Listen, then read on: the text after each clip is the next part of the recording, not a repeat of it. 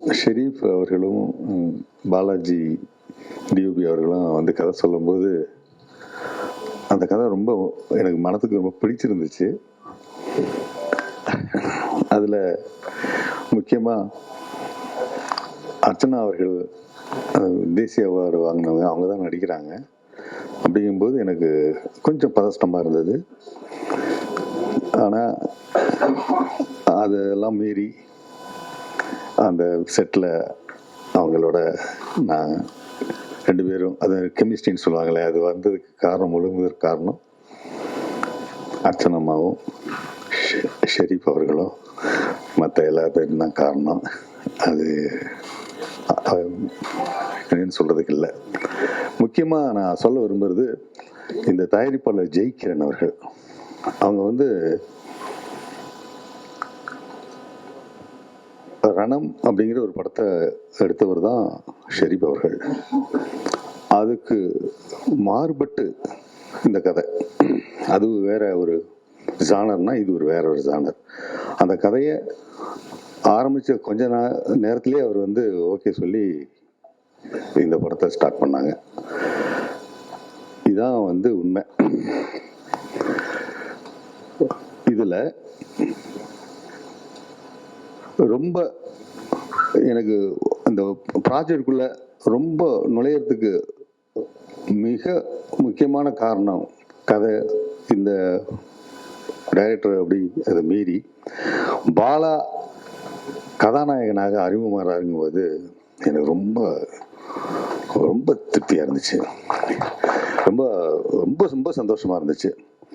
அந்த தைரியம் தான் நான் வந்து இந்த படத்தை ரொம்ப எனக்கு வந்து உற்சாகத்தையும் உத்வேகத்தையும் கொடுத்த படம் விஷயம். அது பாலா வந்து அவருடைய சேவைகள் வந்து இந்த உலகத்துக்கே தெரியும். அப்போவே அவர் ஹீரோ ஆயிட்டாரு. இப்போ இந்த படம் மூலமாக ஒரு சூப்பர் ஹீரோவா ரியல் வந்து மிகப்பெரிய உயரத்துக்கு போவார்.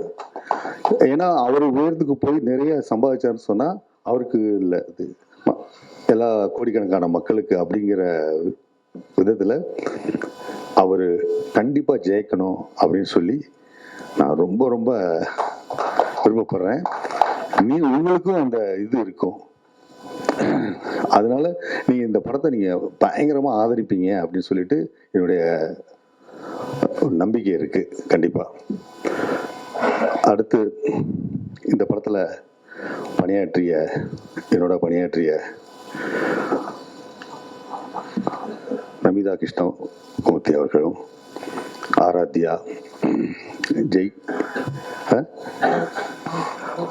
மனோஜ் மதன், அவர் ஏற்கனவே கல்லூரியில் நடிச்ச ஆறாமுதன், அப்புறம்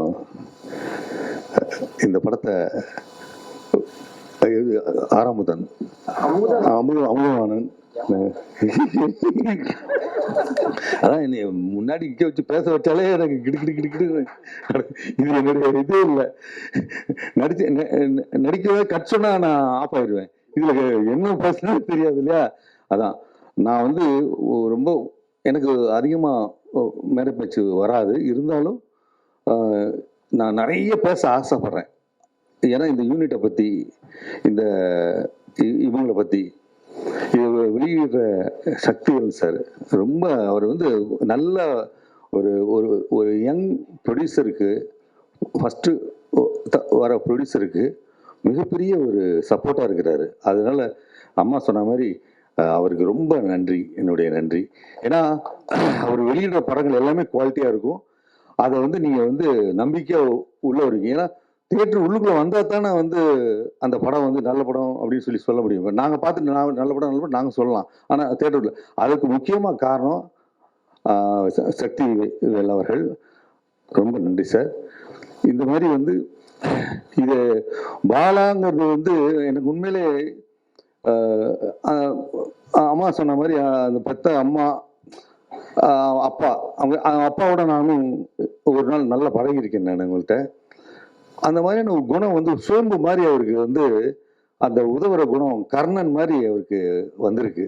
அந்த குணம், அந்த குணத்துக்காண்டியே வந்து அவரை வந்து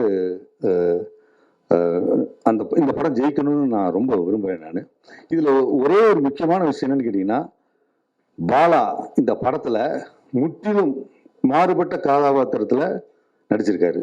முற்றிலும் மாறுபட்ட கதாபாத்திரத்தில் அவர் நடிச்சிருக்கிறாரு. அதனால அந்த அவருடைய எல்லா சொன்ன மாதிரி அவருக்கு எல்லா எல்லா வாய்ப்புகளும் அதில் அந்த கேரக்டரில் இருக்கு. அது வந்து கண்டிப்பாக வந்து நிச்சயம் வந்து அவருடைய அவர் சும்மா ஒரு வெறும் உதவி செஞ்சுட்டு போறவர் அப்படிங்கிறதோட பேர் இல்லாமல் சிறந்த நடிகருங்கிற பேரும் இந்த படத்தில் கண்டிப்பாக இருக்கும் அப்படிங்கிறது அவங்களே சொல்லிட்டாங்களே, மேடமே சொன்னாங்களே, அது உண்மை. ஏன்னா நாங்கள்லாம் படம் பார்த்துட்டோம், அதனால சொல்கிறோம். இந்த காந்தி கண்ணாடி படம் எல்லா இதுக்கும் லெவலுக்கும் நீங்கள் தான் கொண்டு போகணும் அப்படிங்கிறத நான் உங்களை மன்றாடி கேட்டுக்கிறேன். நான் மற்றபடி இந்த படத்தில் எல்லாருமே, அதாவது என்ன கேட்டிங்கன்னா,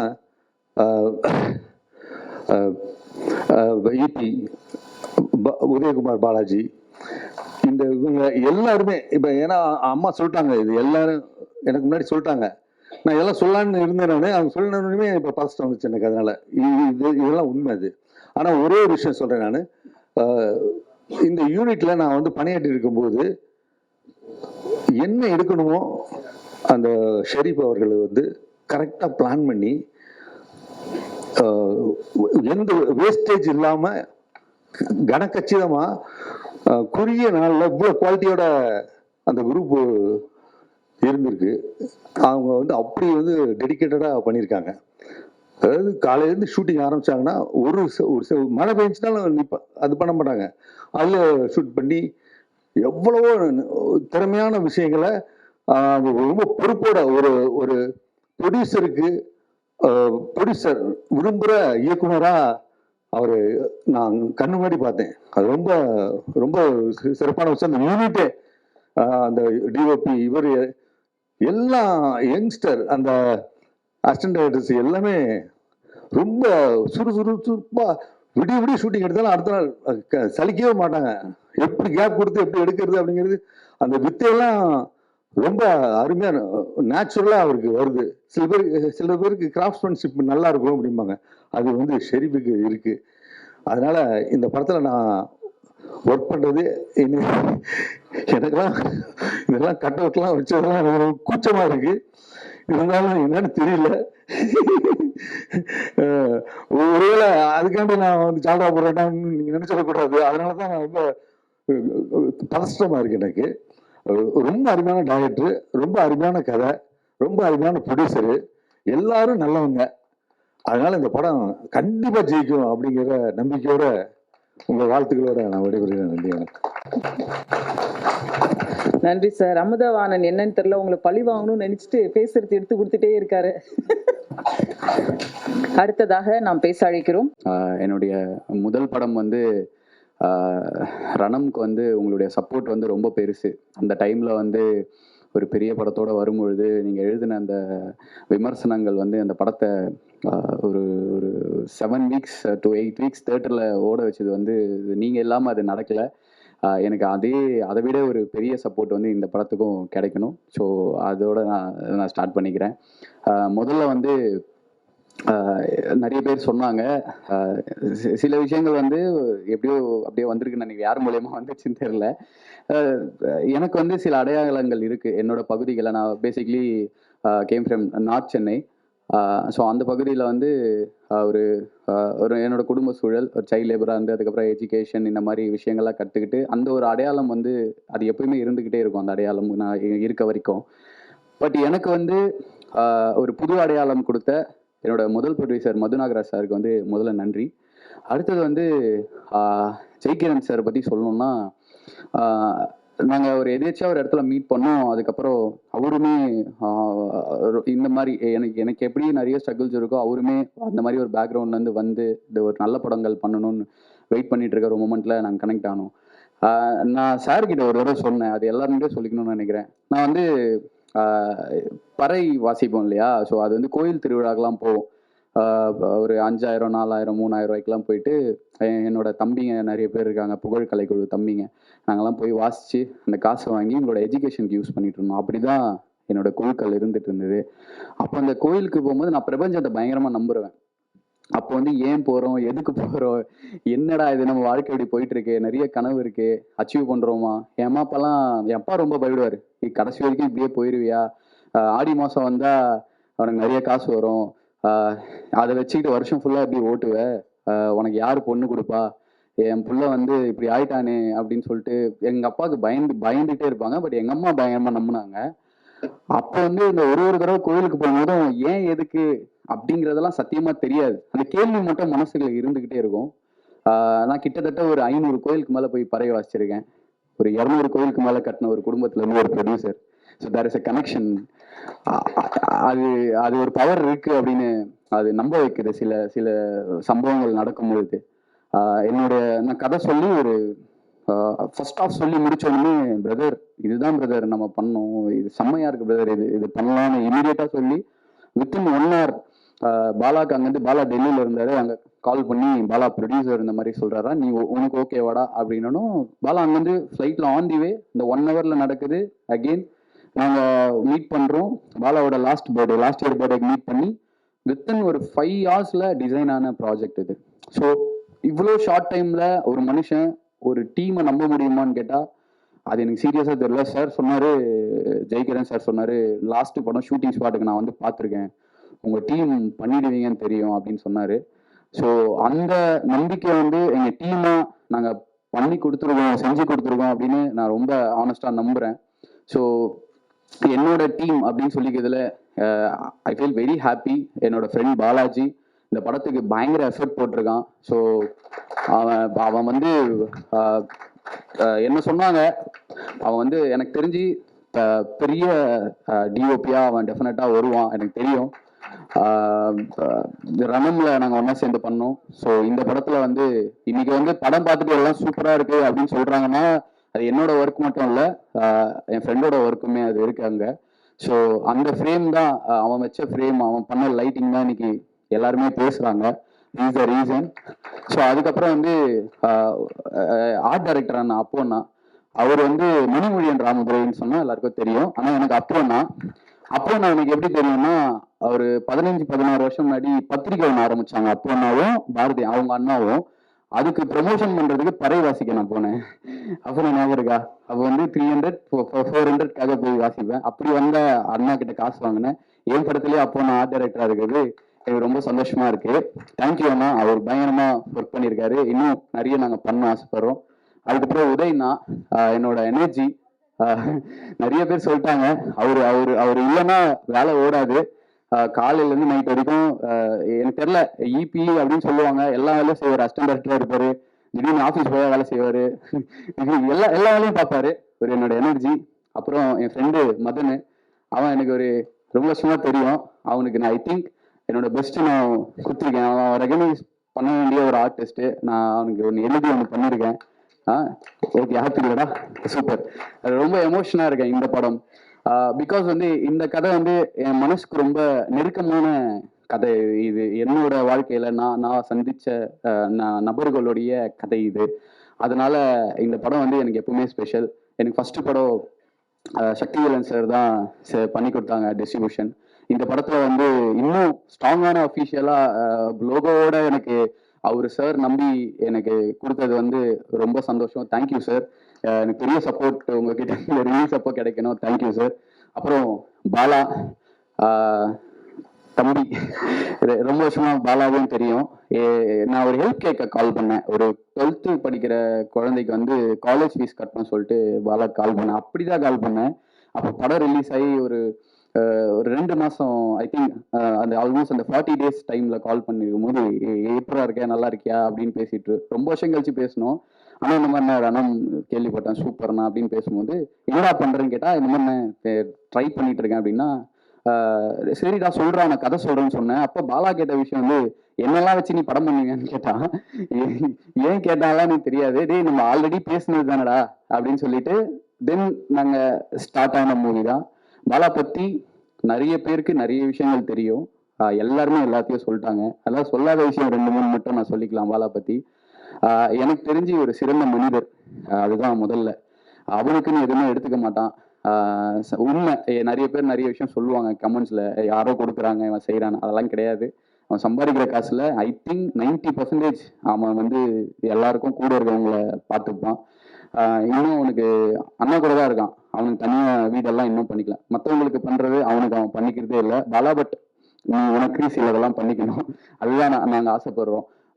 அவனுக்கு இப்பதான் ஒரு செகண்ட் ஹேண்ட்ல ஒரு கார் வாங்கினான். ஸோ புது காரம் சின்னதா ஒரு கார் வாங்கினான். பட் உன்னை நான் பெரிய ஹீரோவா பார்க்கணும். பாலாவோட முதல் படத்தோட இயக்குனர் அப்படின்னு எனக்கு நீ ஆப்பர்ச்சுனிட்டி கொடுத்ததுக்கு நான் தேங்க் பண்ணிக்கிறேன்.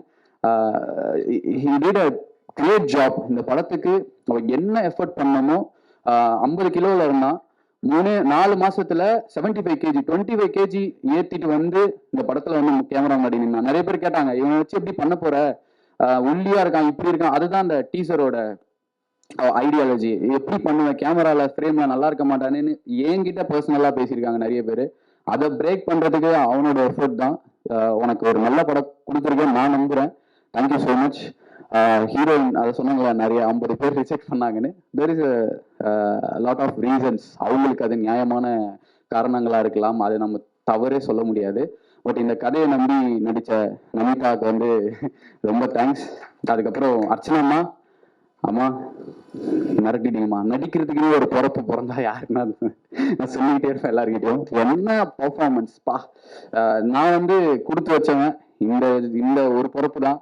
அதுல வந்து உங்களை வச்சு நான் டைரக்ட் பண்றேன். நான் வந்து ஃபுல்ஃபில் ஆயிட்டேன் அந்த விஷயத்துல. அப்புறம் என்னோட favourite director Balaji Sakthivel sir. அவரோட படங்கள் பார்த்து தான், நிறைய படங்கள் பார்த்து தான் வழக்கியன் அது ஞாபகம் இருக்கு எனக்கு. நான் அகஸ்தியா தியேட்டர்ல பார்த்தேன். எப்படா அப்படின்னு சொல்லிட்டு நிறைய சொன்னாங்க. 5Dல பண்ணாங்க, சின்ன கேமரால பண்ணாங்க, ஒரு சின்ன யூனிட்ல பண்ணாங்கன்னு அப்போ பத்திரிகையில எழுதி படிச்ச ஞாபகம். சார் என்ன படம் அது, அதெல்லாம் பார்த்து இன்ஸ்பயர் ஆகிட்டு தான் வந்தோம். ஸோ 2 நேஷனல் அவார்டு லெஜெண்ட்ஸ் அவங்க கூட நான் ஒர்க் பண்ணதுல எனக்கு ரொம்ப சந்தோஷம். என்னுடைய க்ரூ, அதுக்கப்புறம் எடிட்டர் சிவானந்தீஸ்வரன் சார்.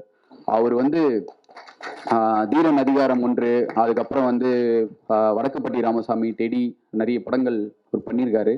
இந்த படத்துல ஒன்று பண்ணியிருப்பாரு. நான் ஸோ அவர் எப்படி ஆசைப்படுறேன்னா, தீரன் சிவானந்தீஸ்வரன் மாதிரி காந்தி கண்ணாடி அப்படின்னு மாறணும். அவர் இந்த படத்துக்கு பயங்கரமான எஃபர்ட் போட்டிருக்காரு. எனக்கு ஒரு அண்ணன் மாதிரி அவரு இங்க வரல, ஒர்க்கு போயிட்டு இருக்கு, ஃபைனல் அவுட்புட்ல இருக்கும், அதனால அண்ணா வர முடியல. ஸோ அவருக்கு ரொம்ப நன்றி. விவேக் மெர்வின் நல்ல சாங்ஸ் கொடுத்துருக்காங்க. பேக்ரவுண்ட் ஸ்கோரை பத்தி நான் பேச மாட்டேன், படம் வந்தோன்னா டெஃபினட்டா எல்லாரும் பேசுவீங்கன்னு நம்புறேன். எல்லாருமே ஹார்ட் ஒர்க் பண்ணியிருக்கோம். ரொம்ப ட்ரூத்ஃபுல்லா ஃப்ரம் அவங்க ஹார்ட்ல இருந்து ஒரு ஒரு ரொம்ப ஆத்மார்த்தமான வேலை செஞ்சிருக்கோம் இந்த படத்துக்காக. பிகாஸ் வந்து இது என் கனவு படம் அப்படிங்கிறத வந்து அவங்க அக்செப்ட் பண்ணிட்டு பண்றதெல்லாம் எங்க நடக்கும்னு தெரியல. எல்லாருமே இந்த படத்துக்கு ஒர்க் பண்ணியிருக்காங்க. ஸோ அமுதா அண்ணா, தேங்க்யூ அண்ணா. நீங்க பெரிய பெரிய கேரக்டர் பண்றீங்க. இதுல வந்து எனக்கு சப்போர்ட் பண்ணதுக்கு வந்து ரொம்ப நன்றிண்ணா. எல்லார பத்தியும் சொல்லியிருப்பேன்னு நினைக்கிறேன். யாராவது மிஸ் பண்ணியிருந்தா மொத்த குழுவுக்குமே ரொம்ப ரொம்ப நன்றி. நிறைய பேர் டெக்னீஷியன்ஸ் வரல. காஸ்டியூம் டிசைனர் பிரியா அவங்க நல்லா ஒர்க் பண்ணியிருக்காங்க. அதுக்கப்புறம் இன்னும் நிறைய பேர் சொல்லலாம். டிஐ அவங்க, நந்தா சார், எல்லாருமே இதுக்கு சூப்பராக ஒர்க் பண்ணியிருக்காங்க. ஸோ எல்லாருக்குமே நன்றி. இந்த படம் ஒரு 10 நாளில் திரைக்கு வரப்போகுது. எனக்கு ஃபஸ்ட்டு படத்துக்கு கொடுத்ததை விட பெரிய சப்போர்ட் வந்து உங்ககிட்ட இருந்து நான் எக்ஸ்பெக்ட் பண்ணுறேன். And also sincere thanks to my அம்மா, அப்பா அண்ட் மை ஒய்ஃப். இந்த 1 இயராக எனக்கு குழந்தை பிறந்து அவங்க கூட சரியாகவே டைம் ஸ்பெண்ட் பண்ண முடியல. அது எல்லாத்துக்கும் இந்த படம் ஒரு பதிலாக இருக்கும்னு நான் நினைக்கிறேன். நான் என் ஃபேமிலி, என் ஒய்ஃபை எல்லாரும் இந்த இடத்துல மிஸ் பண்ணுறேன். Love you so much. எல்லாருக்கும் தேங்க்யூ ஸோ மச்.